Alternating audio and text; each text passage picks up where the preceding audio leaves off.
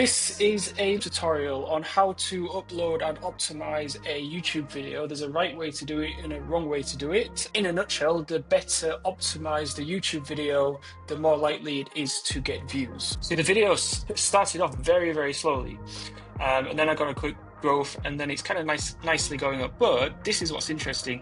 YouTube search makes up 45% of views over the last 48. So I'm going to use this video here that I've already uploaded to YouTube, and we've already got the description template in the description, and I do suggest that you fill out a description template because it will save you quite a bit of time. The way you do this is just go to settings and upload defaults, and you can fill in the template there.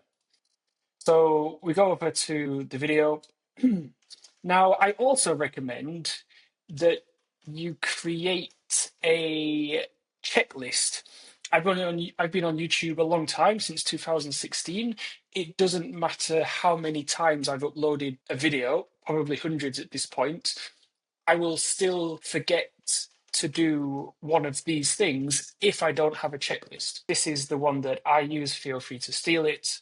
So I basically go down the list. It's an SOP at the end of the day. So I've already uploaded the video to YouTube. Now I copy and paste in the title. The title of the video is it worth all the hype?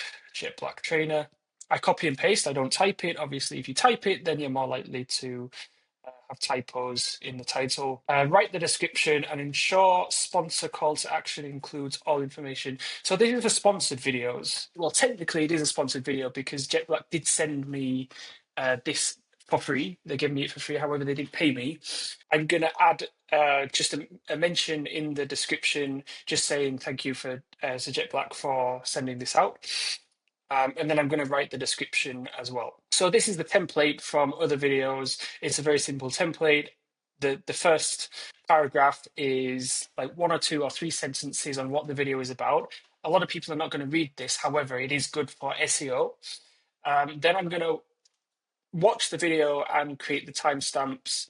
And I'm going to add some affiliate links if I have any in this video. I'll keep this the same, I'll keep this the same, I'll keep this the same, and I'll change the tags. I've added just a few sentences here. This is mainly just for SEO. I've got some links here, and I wouldn't normally have this, but it's because this is a semi-sponsored video. I did mention that all the products that I talk about in this video, I'm going to add them in the description below. Timestamps here. Now, this is important. Timestamps are important for so many different ways. So firstly, for SEO, it will help your videos rank on YouTube search. The second thing is that it creates, if you do these chapters well, then they act as curiosity gaps, right? So you don't give away your kind of golden nuggets in the chapter so that people don't have to watch the video. Instead, you do the complete opposite, where you create a curiosity gap. So, for example, why I wanted a smart trainer. You wouldn't say, I wanted a smart trainer to train for my Ironman 70.3, because that's giving away the golden nugget. You make people curious. Why I wanted a smart trainer. Is a smart trainer worth it for beginners, right? I'm asking a question, I'm making people curious, because then it will by asking a question, you're making people want to click on that timestamp, as opposed to having a chapter, a smart trainer is absolutely worth it for beginners, because then you're giving away the golden nugget. So going down here, I've got the playlist. Playlists are very helpful because they essentially make it easier for people to essentially binge watch your videos, which is what you want.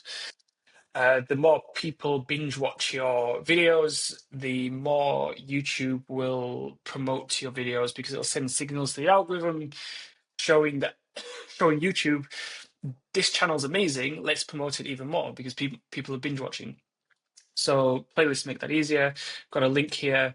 I've got some mentions here, which I wouldn't normally have in a video, but because this is a semi-sponsored video, I've added that here. And also 3 hashtags. The reason why we have 3 hashtags is because if you look in the video, in this description, it will create hyperlinks, hashtags in the top of the description. I'll show you that a little bit later on. So with right description, ensure sponsor call to action includes all right timestamps if necessary, in description if necessary. So for like a 1, 2, 3, 4 minute video, I probably wouldn't do that, but for an 8, 9, 10 minute video plus, I would. The longer the videos, the more important these chapters are. Thumbnail. So this is a relatively new feature from YouTube, is the A/B tester. I think it's absolutely, like, I think every single video that goes live on YouTube should have 3 thumbnails to A/B test, because if you just have one thumbnail, but your competitors are doing 3 thumbnails and then they're A/B testing the 3 thumbnails, then they're more likely to get more views than you. So I've got 3 different thumbnails for every single thumbnail, for every single video, and obviously YouTube will A/B test this. And the thumbnails creating curiosity gaps, right? So the trainer disrupting the industry, why everyone's talking about it, and Smart Trainer 399. So the test will start once you save your changes. So we go here, we click the thumbnail. Playlist, we add it to a playlist. We've got 2 playlists. I'm not going to add this to any playlist because it's not really, this is kind of an outlier video. I might create a new playlist in the future, but for now, it doesn't really fit into those. But saying that, I think this is maybe one of the only videos that is not in a playlist on this YouTube channel. No, it's not made for kids, because if you click yes, then it can restrict ads and it just won't be good at all for reach and for monetization. My video contains paid promotion like a product placement, sponsorship, or endorsement. Now, for this, I'm not going to add this because I'm not going to tick this box because the company didn't send me any money or pay me to create this. If they paid me, then I would tick this box. Do any of you follow and describe your content? Check it. Probably it's no. Allow automatic chapters. I leave all of this on. And these are all default, which for this particular video, I'm going to remove. So this is obviously for SEO. Tags don't matter as much today as they did 3 years ago, 4 years ago, 5 years ago. Back then, tags did actually help you rank a lot easier, but a lot of people were abusing the system, and so YouTube changed the way that they rank videos, and now they use the captions of the words that are coming out of your mouth to then rank your videos, right? So in a video, if I say Jet Black Trainer many times in the first 30 seconds of my video, I'll probably rank for Jet Black Trainer as opposed to just having it here. And I actually did this test. It was an accidental test, actually. I made a video. You can probably check it on my channel. And it was actually a really interesting test to prove that they do caption what's coming out of your mouth. So this video here, Trek Demani SL5 review, 6 months later, best first road bike. So what's interesting about this video is that I didn't rank it for Trek Demani. So I changed this title after uploading, after like a few weeks of it going live. But I didn't use captions, or I didn't use tags for the keyword Trek Demani. But YouTube knew that my video was about a Trek Demani because it kind of registered the captions, the words coming out of my mouth and the captions. And so it ranked my video for Trek Demani. And I saw in the back end that I was ranking quite highly for Trek Demani. So I was like, hold on a second, let me actually rank for the tags, for the title, for everything with Trek Demani. So that's what I did. In terms of search, if I go to see, the video started off very, very slowly. And then I got a quick growth, and then it's kind of nicely going up. But this is what's interesting. YouTube search makes up 45% of views over the last 48 hours. And you can see here, so well, 37% of my viewers come from YouTube search for the lifetime of this video. And if you go down here, the most searched term is Trek Demani. And I didn't know this until after I uploaded the video. And you can see this didn't do very well. And then I changed, and then I saw YouTube were automatically ranking my video for Trek Demani. So I was like, okay, let me change everything. Let me change the title and optimize for Trek Demani. Let me optimize the description for Trek Demani, that key term. Let me optimize the tags. And then when I did that, that's when I got this growth spike. Which is quite interesting. Back to this video.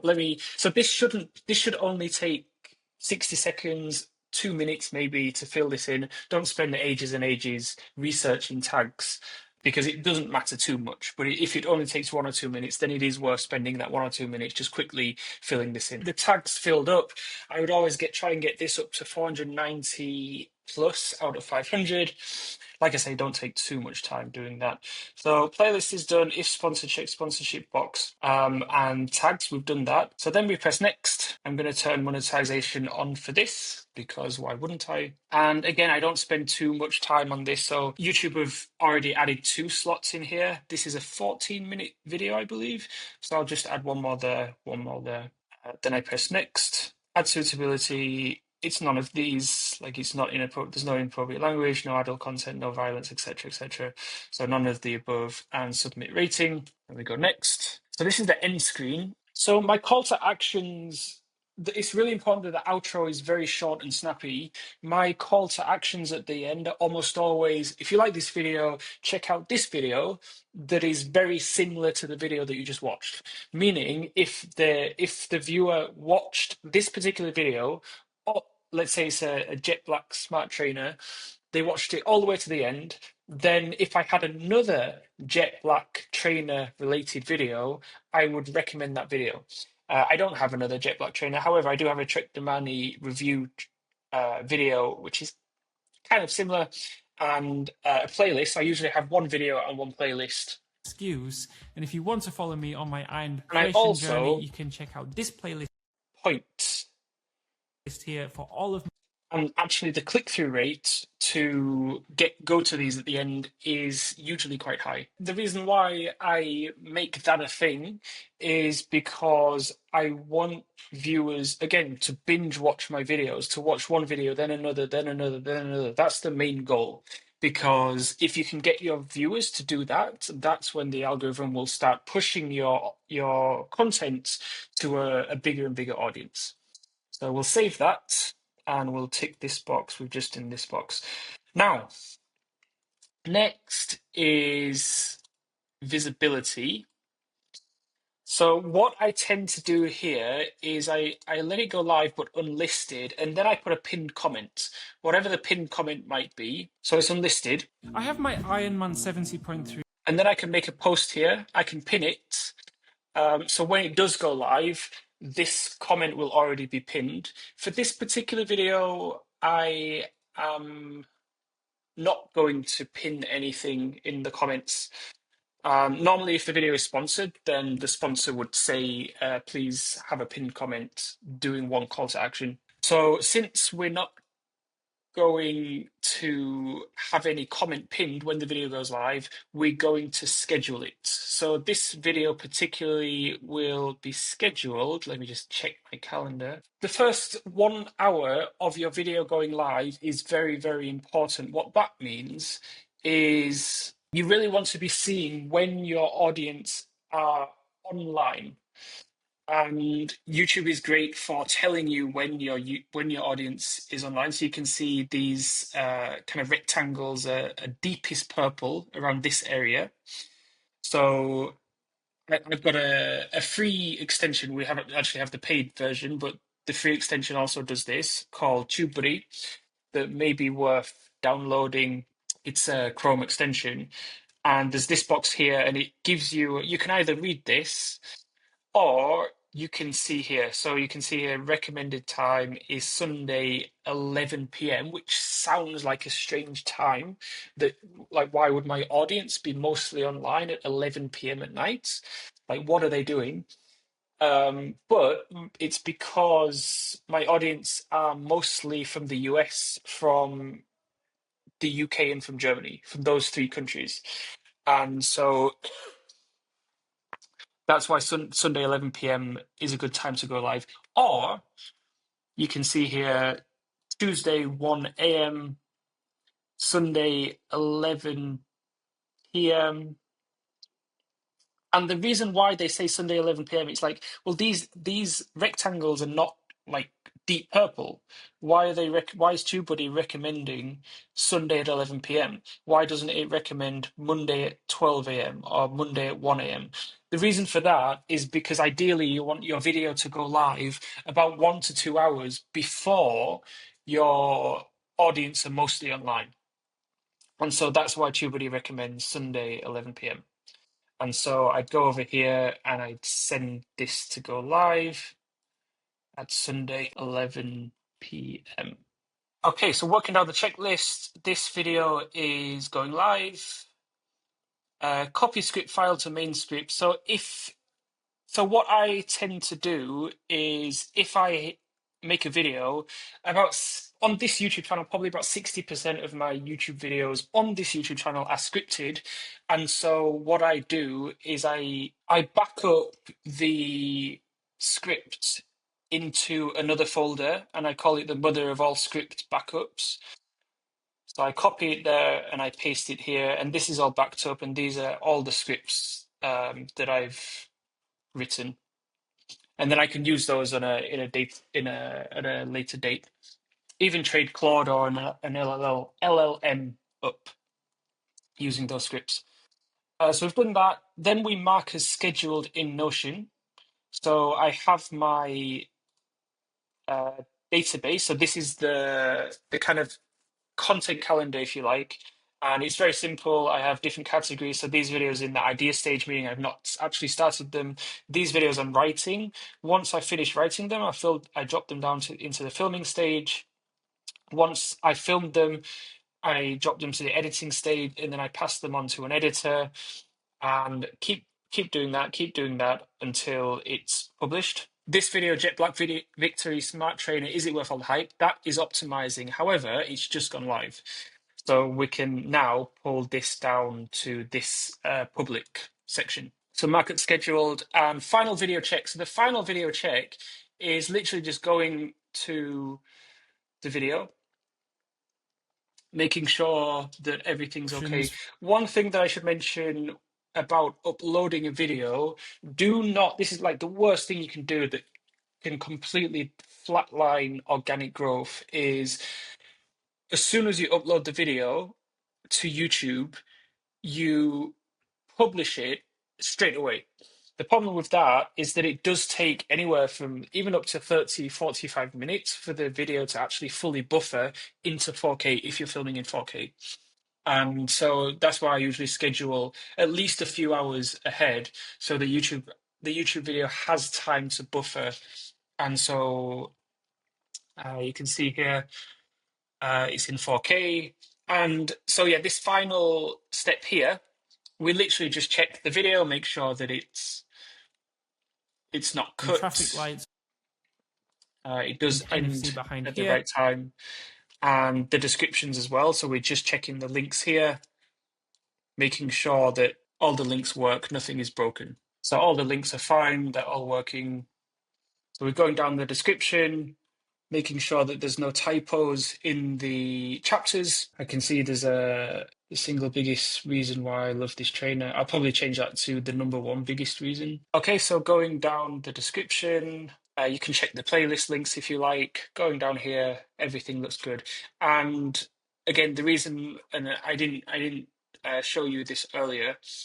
The reason why I have three hashtags here, Jet Black, Smart, and Trainer, firstly, because they're hyperlinked, but secondly, they show up here as well at the top of the description. So you can click on here and you get all the hashtagged Jet Black stuff. So that is how to optimize a YouTube channel. I hope it was helpful, and thank you so much for watching.